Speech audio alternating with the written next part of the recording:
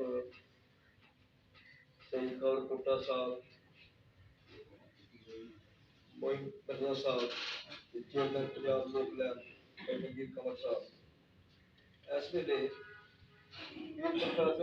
सईद कौर कोटा जी की किताब पंजाब मेरे सामने है, मैं अखर अखर पढ़ चुके हैं। तो इस बारे मैनू जगीर कमर आख्या कि 4 अखर इसके तुम लिखो, मन आनम के मन दानम, मैं जो कुछ मैं जानना। और साडा पंजाब के कसूर भी है, साडी वैद भी है, फितरत भी है कि किसी दोस्त के मान को तोड़ना नहीं चाहिए। जिन्हें जो गैस समय तो मैं 4 अखर लिखे। पुट्टा साहब की किताबों का बहुत अच्छे को पढ़ रहे और मैं देखी कि पुट्टा साहब कदे भी गैर मुल्कियां दे और बड़े बड़े हवाले दे के अपनी तर्ज ना भोजन किया ते ना उन्हें इस तरह बदल पाने की कोशिश की। इस सामने पहली गल की जो उन्हें सोचा वो नहीं किया।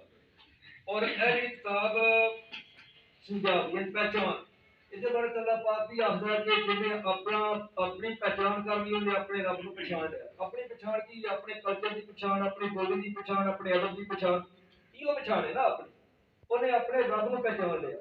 और इन चित्र सब तो बड़ा काम जो पुट्टा साहब ने किया तकरीबन सारी किताबां कि हर इस्तेसाली तबके को इन्ना ठकोरिया और उस पता लगता है इन्होंने जितना किरदार मजहमती नजर आया किताब की मैनू सारी। और एक बहुत बड़ी गलती का अदाला भी किया जेड़ा के लगता जो गल निकल गई। इन्हें लिखा कि बाबा फरीद जी जी के 14वें खलीफा इब्राहिम जी नाल बाबा गुरु नानक जी महाराज की मुलाकात हुई थी।